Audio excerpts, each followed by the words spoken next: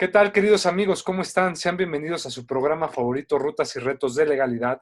Este programa es conducido en lo general y gracias a ella es posible a la doctora Sonia Venegas Álvarez, quien es directora de este seminario de Derecho Administrativo en su turno vespertino. Es un gusto para mí poderles decir que vamos ya a abarcar esta segunda parte de donde nos quedamos sobre el juicio laboral en México. Para eso, pues tenemos el gran gusto de contar con la presencia del magistrado Martín Ubaldo Mariscal Rojas, quien es amigo de todos nosotros, ya lo conocen, y pues vaya, realmente vamos a tener una buena charla, magistrado. ¿Cómo está? Muy bien, muy buenas tardes. Muchas gracias por esta segunda oportunidad de estar con ustedes y con el auditorio que amablemente nos escucha. Perfecto, magistrado, pues realmente es un gusto. Creo que hubo muy buena aceptación por la primera parte y nos han pedido esta segunda. Querido magistrado, creo que algo que nos han pedido mucho también ha sido centrarnos ahora en la parte del juicio. Creo que ya nos quedó claro la parte del Centro de Conciliación y Registro Laboral a nivel federal y estatal. Es decir, ya que agotamos la instancia de la conciliación, que tenemos estos 45 días para agotarla y que tengamos este documento de que no se llegó a una conciliación, ahora sí, ya nos vamos a los juzgados. ¿Cómo iniciaría este andamiaje jurídico? ¿Cómo iniciaría ya este juicio laboral? ¿Qué necesitamos, Bien, magistrado? sí, claro. Pues ante todo, es un procedimiento que requiere la asistencia técnica adecuada. Es decir, hay que recurrir a un abogado con experiencia, un abogado titulado. Es cierto que la ley contempla la posibilidad de que hasta un pasante pueda asesorar a las partes en un juicio laboral.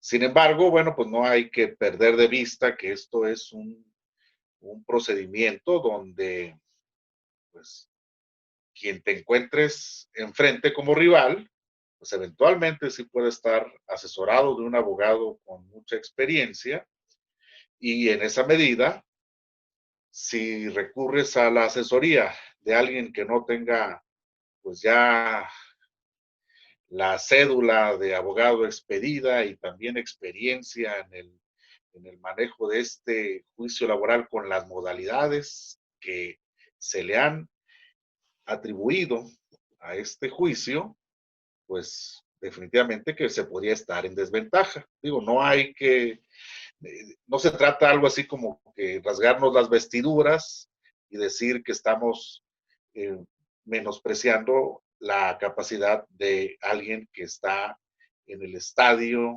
de ser pasante, todos lo fuimos, pero también sabemos de las limitaciones que podemos tener en ese momento, ¿verdad? De tal forma que si se va a recurrir al apoyo de un pasante, bueno, pues que sea con el respaldo también de un abogado que lo esté, digámoslo, coloquialmente coachando, ¿no? O sea, okay, sí, eso es factible, pero no hay que soslayar la posibilidad de que detrás de ese pasante pudiera estar alguien que lo esté apoyando. Esa es una primera pauta, porque desde 2012 se pretendió profesionalizar el ejercicio del litigio laboral, cuando se exigió que quienes fungen como apoderados sean abogados con título expedido. Y en esa medida hay que formular la demanda. La ley nos dice que debe ser por escrito y a ella hay que acompañar documentos que justifiquen la representación que se ostente. Si el trabajador va a acudir por medio de un apoderado, pues deberá exhibir el poder, pero si es a través de un mandato, bueno, pues el contrato de mandato, o si lo va a hacer de manera personal, bueno, pues él tendrá que firmar la demanda. Y aquí es muy importante destacar esto, que pues cada día son más frecuentes las estrategias de defensa donde incluso se impugna la firma que calza la demanda, de tal manera que no hay que prohijar esas prácticas donde alguien del despacho firma por el cliente. ¿Por qué? Pues porque es una falta de probidad y eventualmente puede provocar que un juicio se caiga, de tal manera que esto es algo importante, es un ejercicio de probidad. Bueno, ese es un aspecto. Eh, la Ley Federal del Trabajo, en el diseño de este nuevo juicio laboral en su fase escrita, obliga a que en esa demanda se establezcan cuáles son las prestaciones que se reclaman, cuáles son los hechos en que se sustentan esas reclamaciones, y también hay que ofrecer desde ahí las pruebas con las cuales se van a acreditar los hechos que se pretende demostrar o que dan sustento a las reclamaciones. Esto implica, obviamente, que esas prestaciones que se reclamen, esos derechos que se hagan valer, deben tener correspondencia con aquel ejercicio de la conciliación, ¿verdad? Es decir, si a la conciliación llevamos un hecho específico, un derecho específico, bueno, no olvidemos que en la constancia de conciliación se va a sentar cuál fue el objeto de esta, y ese objeto debe ser materia de la reclamación concreta en el juicio. Es muy importante que tengamos esta convicción. La aclaración de la demanda desaparece como estaba prevista en la ley que todavía está vigente, pero se institucionaliza. La aclaración procede a solicitud del órgano jurisdiccional. Es el secretario instructor el que va a pedir las aclaraciones correspondientes sobre los puntos que se adviertan que deben ser aclarados. ¿Cuáles serían esos aspectos? Bueno, de entrada podríamos decir, si no se acompaña el documento justificativo de la representación que se ostenta, pues desde mi punto de vista y en un ánimo de acceso a la jurisdicción, de privilegiar el acceso a la jurisdicción, tendría que prevenirse al actor o a quien haya comparecido en su representación para que justifique ese carácter y acompañe en un plazo perentorio el documento justificativo de la personalidad. Esto puede dar lugar a diversas consecuencias, sí. Si no exhibe el documento justificativo de la personalidad, esa demanda podría tenerse por no presentada. Y esto puede dar lugar a otras situaciones. Pues, una, que digan, va a proceder la reconsideración en contra de esa determinación, aunque la reconsideración está prevista que se resuelva en la audiencia preliminar, pero bueno, pues, me parece que es un recurso que está contemplado en contra de las determinaciones del secretario instructor. De tal manera que eventualmente podría proceder la reconsideración contra un acuerdo donde el secretario instructor tuviera por no presentada una demanda laboral. Bueno, ese es un aspecto, pero otros aspectos serían que el actor en su demanda plasmara acciones contradictorias. Y en esa medida el secretario lo podrá prevenir para que pues haga congruente su demanda.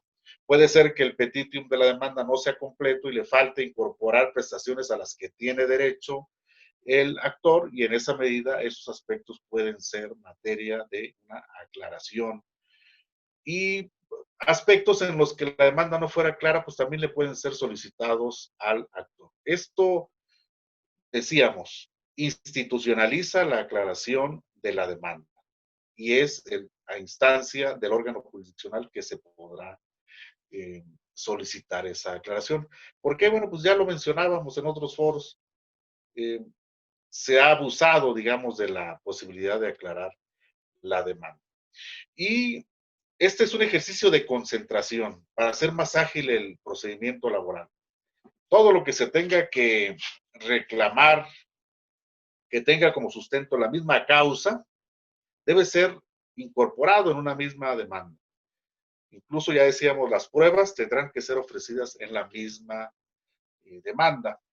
¿Para qué? Bueno, pues para que entre más pronto se concretice la fase postulatoria y entre más posibilidad tenga de contestar de manera material el demandado, pues esto va a ser mejor, ¿verdad? Nos va a permitir que aflore un debate material. Entonces, de esta manera empezaría el juicio laboral, con la presentación de la demanda ante el órgano jurisdiccional competente, sin olvidar, por esta razón, el hecho de que se puede acudir ante una Junta Federal o ante ante un tribunal federal o ante un tribunal local en función de la distribución de las competencias. A, a esta, una vez que la demanda ha sido admitida, se le corre traslado al demandado para que en 15 días conteste la demanda. Y de igual manera, el que conteste la demanda, pues debe hacer uso de los servicios de un profesional de la abogacía. Un postulante, igual se puede requerir un pasante, pero bueno, pues con las condiciones que ya mencionábamos. Ujú. Y debe contestar la demanda puntualmente. Aquello que no conteste, se le tendrá por admitido sin prueba en contrario. ¿Cuál es el plazo, magistrado? Por ejemplo, 15 días para contestar la demanda. perfecto. Y para presentar la demanda una vez que se agota la conciliación, ¿cuánto tiempo tiene que transcurrir? Bueno, sí. Ahí tenemos que recurrir a los plazos de prescripción que Ah, están previstos o contemplados desde el artículo 516, 517, 518 y 519. perfecto. Entonces, en función de nuestra acción específica, esos son los plazos en los que nos vamos a mover. Como la conciliación tiene la virtud de interrumpir los plazos de la prescripción, Mm. una vez que nos entrega nuestra constancia de conciliación, Continúa. hay que volver a contar el plazo para presentar la demanda. Perfecto, ok. Así es. Muy bien. Y ya que está Entonces, la ahí nos podemos. contemplación, después de los 15 días, tanto en demanda, se ponen los datos normalmente generales de una demanda, los que marca el requisito Así es. de la ley, y Sí, se ofrecen ahí las sí, pruebas, es decir, se enuncian las pruebas, ¿no? Y en la desde ahí. contestación se contestan todo lo que ahí se dice y también se ofrecen pruebas en contra, ¿no? Así es. Perfecto. Ok, adelante, maestro. Exactamente. Y se tienen que refutar las pruebas que haya ofrecido la parte actora Perfecto. para que pues, no opere un consentimiento tácito.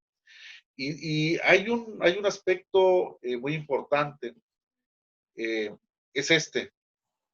Se dice en el argot que hace más daño una demanda mal contestada que una demanda no contestada, porque si contestas mal una demanda, caes en ese supuesto, que se tiene por admitido el hecho y ya no tienes posibilidad de probar en contra.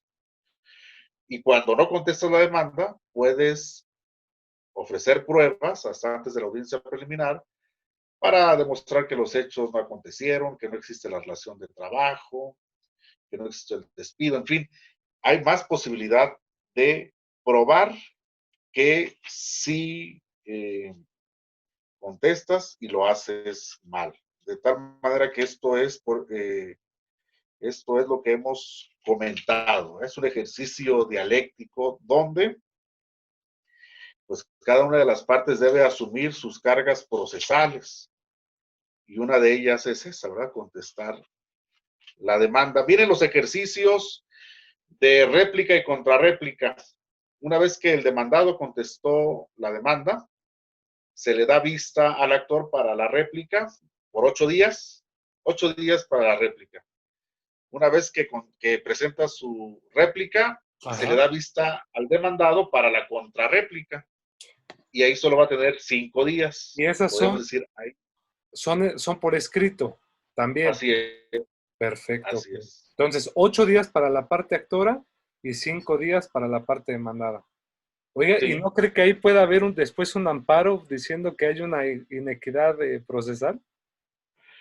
definitivamente no le veo la razón para que se contemple un plazo diverso para un mismo ejercicio Ok, dialéctico, de perfecto. tal Ah, manera que podría ser un tema de regularidad de las normas procesales, ujú. pues eso podría ser. Ya ha habido control de regularidad de normas procesales y los tribunales lo que han hecho es que, bueno, para evitar un posible tema de constitucionalidad, pues lo que hacen es, bueno, te doy también los 8 días. Pero bueno, Perfecto. esto podría ser, ¿no? Adelante, magistrado, gracias. Lo otro es que, pues, que esto se lleve a los tribunales, ¿verdad? Constitucionales. Así Así es, es. así es. Pues por favor, entonces, ya después de que tenemos esta contrarréplica, ¿qué sigue, magistrado? Bien, una vez que se ha desahogado todo este ejercicio de la fase postulatoria que es por escrito, diríamos, concluye esa etapa, concluye la etapa escrita y se cita a las partes para la audiencia preliminar.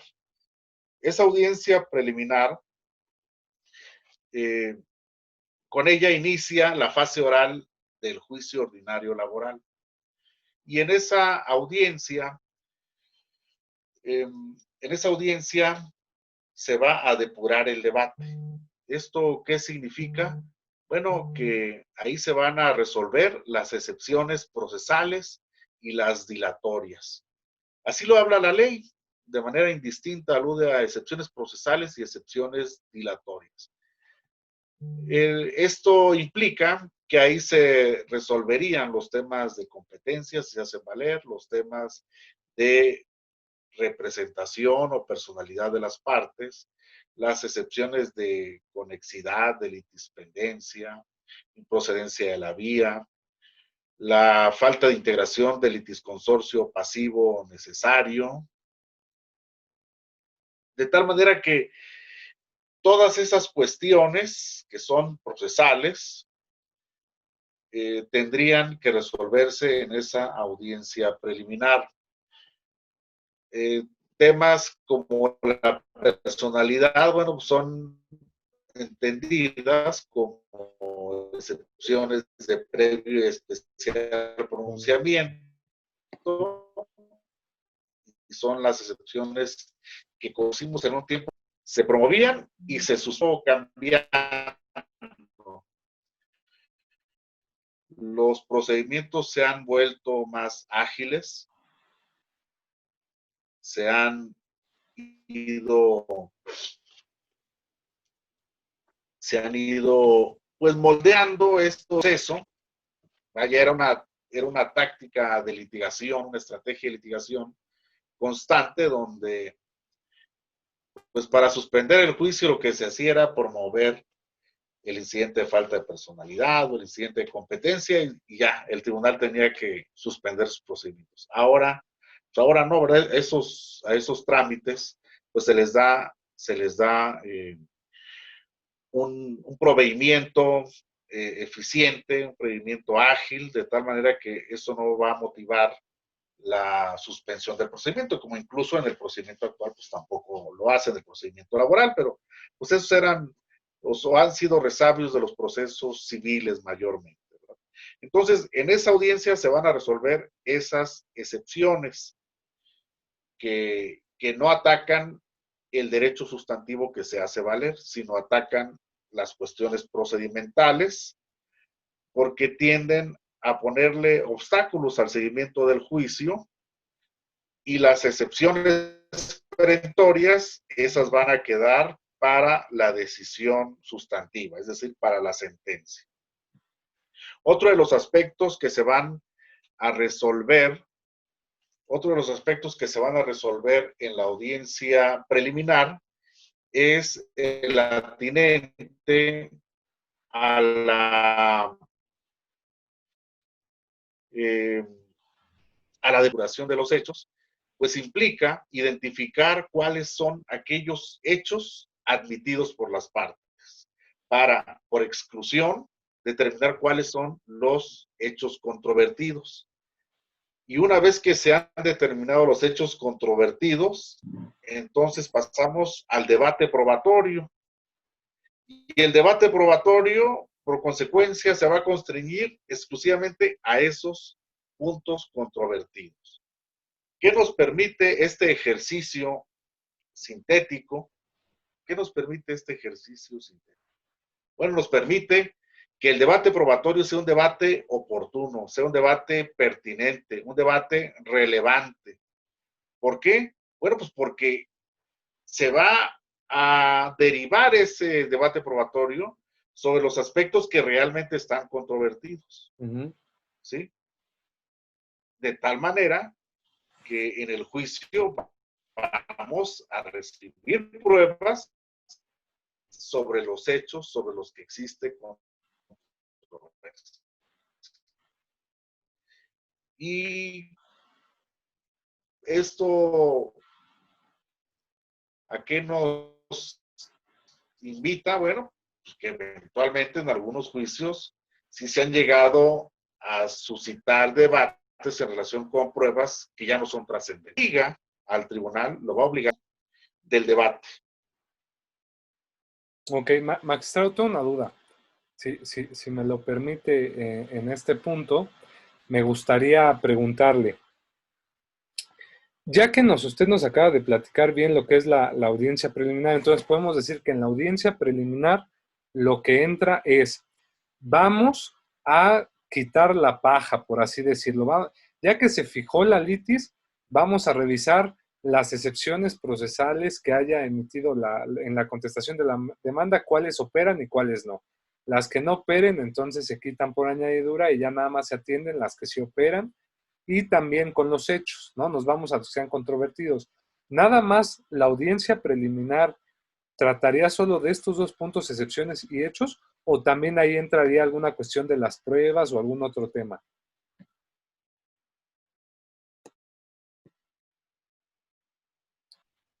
Desde ahí se va a definir cuáles son las pruebas que se van a admitir. Perfecto. Y admitir las pruebas va a implicar una determinación de, digámoslo así, de múltiples facetas, de múltiples matices. Porque evidentemente la prueba documental, si se admite, pues ahí mismo se recibe, ¿verdad? Ya no hay que hacer otro trámite y se va a dar cuenta en la audiencia de juicio oral. Pero habrá, por ejemplo, pruebas que necesiten solamente acopiarse, es decir, recopilarse por el tribunal, como los oficios, bueno, los informes, u obtener copias o cotejos de documentos que están en otras dependencias, tendrían que hacerse ese trámite. Es decir, pedir informe a tal dependencia, bueno, hay que mandar el oficio para que la dependencia nos lo mande. Hay que realizar esta compulsa o cotejo, bueno, pues hay que mandar al actuario, ¿no? Para que haga la compulsa o cotejo. Y luego habrá otras pruebas que requieren una preparación, como cuáles. Bueno, pues la pericial, por ejemplo. Bueno, pues hay que nombrar a los peritos y tienen que protestar el cargo. En este caso sería solamente el perito oficial el que designe el tribunal, porque ya no va a haber peritos del actor y del demandado y tercero en discordia, ya el perito oficial. Bueno, entonces a ese perito habrá que notificarle para que acepte y proteste el cargo. Seguramente como todo indica que se va a constituir una central de peritos, se le va a pedir a esa central que designe al perito de la especialidad que se ocupa en el juicio. Bueno, esta es una preparación de esa prueba para que llegue a la audiencia de juicio oral con el dictamen ya elaborado. Otra prueba que necesita preparación sería, por ejemplo, la de los testigos. Hay que citarlos. Ya no se requiere de interrogatorios por escrito o cuestionarios por escrito, sino que esa prueba se va a desahogar oralmente en la audiencia de juicio oral. Si hay que notificar también al que va a absolver posiciones en la prueba confesional, pues también habrá que hacer la diligencia correspondiente para que acuda al tribunal a absolver posiciones. Si estas pruebas se fueran a desahogar en relación con personas que no están en la jurisdicción del tribunal, habría que mandar exhorto. En la prueba testimonial hay dos modalidades. Se puede realizar por videoconferencia o bien mandando exhorto con el interrogatorio escrito y las repreguntas. Esas son las dos modalidades cuando se tiene que desahogar afuera de la jurisdicción del tribunal. Y la confesional, cuando el absolvente reside fuera de la jurisdicción del tribunal, podrá hacerlo por videoconferencia. O sea, otra de las pruebas que ocupan... Perdón, magistrado, es que es muy interesante. Sí. Quisiera que nos quedara muy claro para no confundirnos. Entonces, ya que estamos en la audiencia preliminar, en materia de pruebas, tenemos obviamente que en la audiencia, para todos los que nos escuchan, tiene que estar el juzgador, su secretario de acuerdos y que, para que vaya dictando el desarrollo de la audiencia.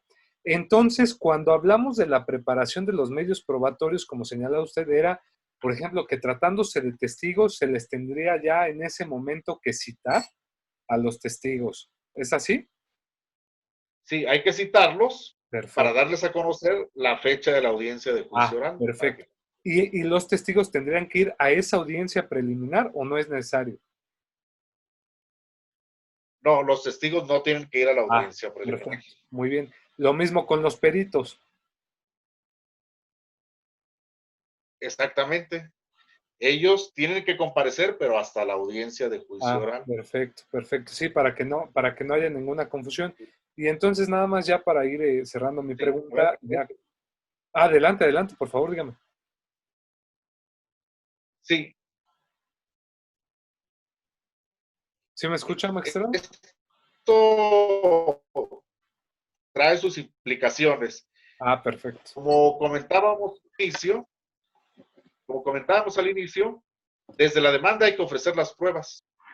Y eso implica que en tratándose de la prueba testimonial, pues habrá que ofrecerla si es que desde ahí tenemos la necesidad de nuestra estrategia de litigación, de una testimonial, tenemos que ofrecerla desde ahí. Pero si, por ejemplo, somos la parte trabajadora y tenemos a nuestro favor la presunción de que el despido es injustificado, de, eh, de la jornada de trabajo, es decir, que no nos corresponde la carga de la prueba, puede ser que la necesidad de ofrecer pruebas sobre un aspecto surja después de la contestación de la demanda. Esto es, en nuestra réplica tendríamos que ofrecer las pruebas para desvirtuar los hechos con los que está contestando el demandado. Ok, Entonces puede ser que las pruebas, o bien habría una segunda oportunidad en la réplica o en la contrarréplica. Y no va a haber necesidad de presentar ni a peritos, ni a testigos, eh, ni a los absolventes en la audiencia preliminar. No, porque apenas ahí se está preparando la audiencia de juicio oral, que es aquella en la que sí vamos a realizar todo el debate probatorio de las pruebas que hayan sido admitidas. perfecto, magistrado. Entonces, si ya esto va a ser así, pues entonces es muy interesante que los abogados se preparen mucho a la hora del desarrollo de esta audiencia preliminar. Ahora, los abogados, tanto de la parte demandada como de la parte actora, en la audiencia preliminar, pueden, o considera usted que pueden de alguna forma manifestarse oralmente cuando algo no esté de acuerdo o ellos no estén de acuerdo, es decir, que por ejemplo diga el juez, ¿saben qué? Esta excepción no entra o respecto de esta prueba, ese es un punto que le quiero decir, ahí el juzgador podría decir que esta prueba no tiene por qué entrar o no tendría por qué tomarse en cuenta y ahí manifestarse alguna de las partes o eso no ocurriría en la audiencia preliminar. Aquí el tema es importante, qué bueno que lo abordas, qué bueno que lo abordas. Yo te diría que es ya el sentido común del abogado, el criterio jurídico, y me da mucho gusto. Es un tema que ha causado mucho, ya ha surgido en otros foros, en torno a cuál es la posibilidad de defensa que tienen las partes en relación con el proveimiento. Y la respuesta es que no hay recurso. No hay recurso en contra de las determinaciones del tribunal en las que deniegue la admisión de una prueba. Es decir, prueba que no es admitida es un tema que en todo caso va a ser alegable. Ahora, tampoco hay que alarmarnos, ¿no? Y decir, no, pues esto va a provocar indefensión, va a Una provocar... crisis procesal. Sí, sí, sí, sí. Porque ya opera así la justicia laboral. Ok, La justicia laboral se ha distinguido por no contemplar recursos ordinarios intraprocesales. Es decir, no tenemos una apelación en relación, como los procesos civiles o penales, no tenemos una apelación sobre resoluciones intermedias o un recurso sobre resoluciones intermedias. No está previsto así, la justicia laboral así ha sido, y todo parece indicar que es como debe seguir siendo. ¿Por qué? Bueno, pues porque se pretende que sea un procedimiento ágil. Perfecto. ¿Por qué? Bueno, pues por los bienes jurídicos que están en juego, que es la subsistencia del trabajador en la mayoría de los casos, o su fuente de trabajo. Es cierto, hay una apelación preventiva ya en los procesos civiles que dicen, bueno, pues ahí preventivamente promuevo esta apelación. Y esa apelación se resuelve cuando se analiza la apelación principal, es decir, la apelación contra la sentencia definitiva. Y ahí se analizan esas violaciones procesales que eventualmente pudieron haber existido. Sin embargo, esa no es, parece, la orientación que pudiera tener el juicio laboral. Y ya se planteaba incluso que si esto podría derivar en responsabilidad internacional del Estado mexicano por no contemplar un recurso efectivo. Y entonces la respuesta es sí, sí hay el recurso efectivo, porque es en el amparo donde se analizan todas las violaciones procesales que eventualmente pudieran acontecer en el desarrollo del juicio, sea que las invoquen las partes o si es tratándose del trabajador que las invoque el propio tribunal colegiado en el conocimiento del amparo directo. Pero sí es una excelente pregunta, es un tema que ha despertado mucho interés y que diríamos, no hay, ¿cómo decirlo? No hay como que razón, ¿verdad? Para poner ahí los focos ámbar, ¿no? Decir, esto va a derivar en indefensión. No, no, no. Mira, la tónica puede ser esta, ¿eh? Los juzgadores que van a ser designados, yo estoy seguro que van a ser verdaderos peritos en la materia laboral, en los procesos laborales. Expertos en derechos humanos, en tratados internacionales sobre materia de trabajo. Y la máxima puede ser esta: en caso de duda, admite la prueba. Sí, o sea, no, tampoco es que van a estar jugando en la cuerda de equilibrio, ¿no? No, yo creo que son funcionarios van a ser funcionarios con bastante criterio jurídico, que seguramente en caso de duda, pues van a admitir las pruebas y solamente en casos que éstas sean verdaderamente irrelevantes. Excelente. Perfecto. Ese es un buen tema, magistrado, gracias por contestarlo. Ahora, ¿qué pasa? Es decir, ¿cómo cierra la audiencia preliminar y qué sigue después? Sí, bueno, la audiencia preliminar va a cerrar una vez que se ha agotado el tema probatorio. Cuando ya se dijo, estas pruebas son las que están admitidas, estas hay que pedirlas, estos informes hay que pedirlos, estos cotejos deben realizarse, estas inspecciones deben también practicarse, hay que citar a estos testigos, a estos absolventes, a estos peritos, y la audiencia de juicio oral es lo que sigue, es la siguiente fase. Y en la audiencia de juicio oral, pues es donde va a aflorar esta oralidad, ¿sí?, como acto relevante, donde el juez tendrá que presidir esta audiencia con sujeción a ese principio de inmediación. Esa inmediación le va a permitir ser el funcionario ante quien se lleven a cabo esos actos procesales, como el desahogo de las pruebas principalmente. Y hay que decirlo, porque de esto mucho se habló cuando se implementó el sistema penal acusatorio. Y muchos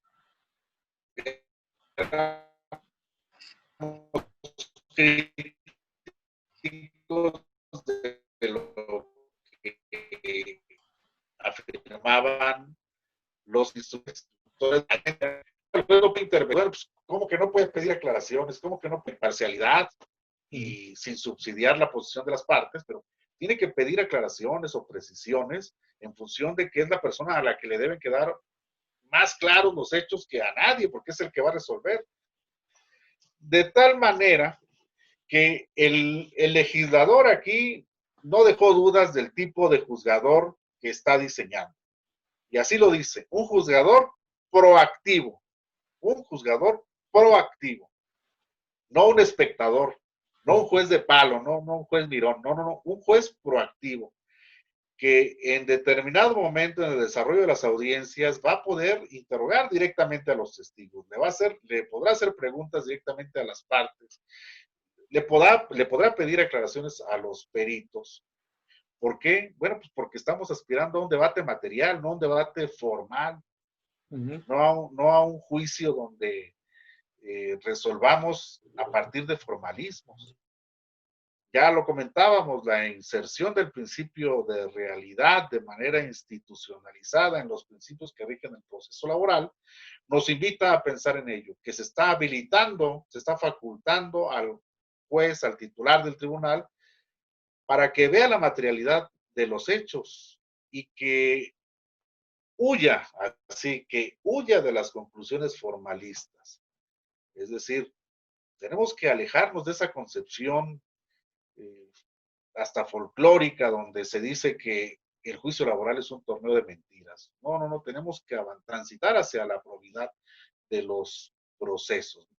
Más allá de la picardía o de la audacia con la que se pueda identificar al mexicano, pues yo creo que sí podemos aspirar a que en los procesos laborales priven principios éticos, principios pues también de caballerosidad para con el juez y para con el rival. Perfecto.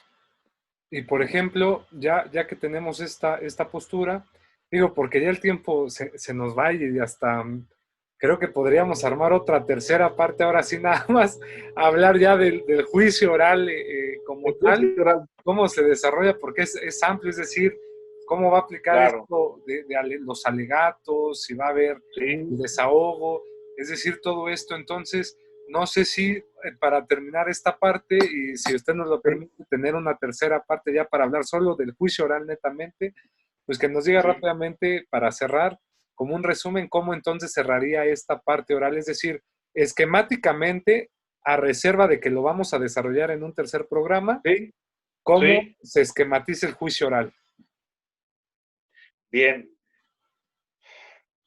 Debe abrirse la audiencia, se debe certificar la presencia de las partes y de los testigos y peritos que van a intervenir y que deben estar presentes desde el inicio de la audiencia. Hay un principio de conservación del desarrollo de la audiencia. Esta se debe llevar a cabo incluso si no están las partes. Esto implica que hay un cuaderno de antecedentes, un expediente, en el que obran las constancias relevantes. De manera que la audiencia podría llevarse a cabo incluso sin la presencia de las partes. Ahora, si las partes no están al inicio de la audiencia, pueden incorporarse una vez iniciada y van a poder ejercer los derechos de la etapa en la que se encuentre la audiencia. Claro, los derechos que no ejercieron en las etapas en las que no estuvieron se tendrán por perdidos o precluidos. Se debe dar cuenta en esa audiencia de las pruebas que se admitieron. El juez tendrá por desahogadas aquellas que no ameriten mayor desahogo y ordenará el desahogo de las que lo ameriten, como cuáles, ya decíamos, testimonial, confesional, pericial. Y una vez que se lleva a cabo el desahogo de estas pruebas, el juez debe ordenar al secretario que certifique si existen pruebas pendientes de desahogo. Esto es una actuación muy importante, es relevante. ¿Qué implica? Pues la carga procesal para las partes de saber, ahora sí dicho coloquialmente, el terreno que están pisando, es decir, deben saber cuáles son los medios de producir prueba que ofertaron en el juicio y deben saber cuáles habrían sido eventualmente omitidas por el juzgador, por el tribunal. ¿Para qué? Bueno, pues para cuando el secretario diga ante el juez que certifica que no hay prueba pendiente de desahogo, las partes puedan hacer una manifestación, porque con esa certificación se les da vista. Y en esa medida las partes tendrían que decir, señoría, existen estas pruebas de las que no se ha dado cuenta o que no se han desahogado. Es importante, claro, porque pues, es un ejercicio dialéctico. Ahora, otro aspecto importante es que después de esta etapa, en la que ya se ha certificado que no hay pruebas pendientes de desahogo, debe concederse a las partes el derecho a formular alegatos. Y los alegatos Perfecto. no deben ser desdeñados. Si ahora vamos a tener la oportunidad de exponerlos frente al titular del tribunal, pues hay que trabajar en depurar una técnica de expresión de los alegatos. Hay que utilizar el lenguaje adecuado para un ejercicio de esta naturaleza. Esto es pues, un lenguaje enfático, un lenguaje contundente. Hay que Exacto. desarrollar una capacidad de síntesis. No le vamos a ir Contar a leer todo, ahí al... una Sí, historia. claro, claro. Entonces, hay que preparar una adecuada técnica de expresión ante el tribunal. Hay que identificar lo que es la figura del discurso, identificar sus partes y trabajar en una técnica adecuada de expresión, porque esa va a ser una herramienta útil en las técnicas de litigación en esta nueva modalidad del juicio. La perspectiva que tenemos hoy de los alegatos es como si fuera un ejercicio inútil del debido proceso. Y no, no lo es. Yo lamento mucho pues, esa tesis que pues, privó por mucho tiempo, donde se decía que los alegatos, vaya, son un ejercicio que no integra la litis y que por tanto no hay necesidad de analizarlos. Yo nunca estuve de acuerdo con esa tesis, el criterio ya cambió, pero parece que eso se arraigó mucho en el foro, de tal manera que no se le ponía, en muchos casos, el interés necesario para hacerlo un acto relevante. Ahora, en esta estrategia de litigación basada en la oralidad, creo que sí habrá que ponerle interés, sí habrá que tener en cuenta el impacto que se puede causar al tribunal en relación con lo que ha sido materia del debate, porque la audiencia cerrará normalmente con la emisión de la sentencia, el pronunciamiento de la sentencia, salvo en casos donde haya mucho volumen del expediente o sean complejos los temas, que se puede diferir el dictado para un momento posterior dentro de 5 días. Ese sería más o menos el cierre en este momento, pero sí, con mucho gusto, un tercer programa para hablar de las particularidades del desahogo de estas pruebas que tienen lugar en la audiencia de juicio oral. Me parece excelente, magistrado, y así lo hacemos. Lamentablemente el tiempo es el más envidioso de los amigos, siempre lo digo, y realmente el tema Sí. es muy vasto, muy profundo y queremos que quede en rutas y retos de legalidad bien explicado y más con nuestro ponente estrella. Les recomendamos a todos los que nos escuchan, por favor suscríbanse a nuestro canal para que se enteren cuando subamos un nuevo material. Subimos diario nuevo contenido, pero sobre todo para que les llegue la tercera parte, que estén atentos. Les recomendamos también ver la primera parte porque ahí el magistrado nos hizo una explicación muy amplia de los principios que van a tener este juicio, del cómo llegamos a un juicio laboral, cómo está la competencia, pero sobre todo tocamos el camino inicial a llegar a través del Centro de Conciliación y Registro Laboral y también cómo se va a estructurar esquemáticamente el desarrollo del proceso. En esta segunda parte analizamos ya a detalle cómo entramos ya a la etapa de juicio y pues ya en la tercera parte ahora sí vamos a tener la gran enseñanza de cómo se va a llevar el juicio oral prácticamente, ¿no? Es decir, vamos a ver estas partes de cómo sería un alegato, cómo se desahogan las pruebas, qué papel tiene el juez, para llegar a la sentencia. Magistrado Martín Ubaldo Mariscal, muchas gracias, como siempre, por su buena fe para con nosotros, su buena participación, y realmente agradecemos su tiempo. Agradecemos también al doctor Raúl Juan Contreras Bustamante, director de la Facultad de Derecho de la UNAM, al maestro Ricardo Rojas Arévalo y a la doctora Sonia Venegas Álvarez. Muchas gracias, queridos amigos, y nos vemos en una próxima emisión. Hasta pronto y excelente día, querido magistrado, y muchas gracias nuevamente.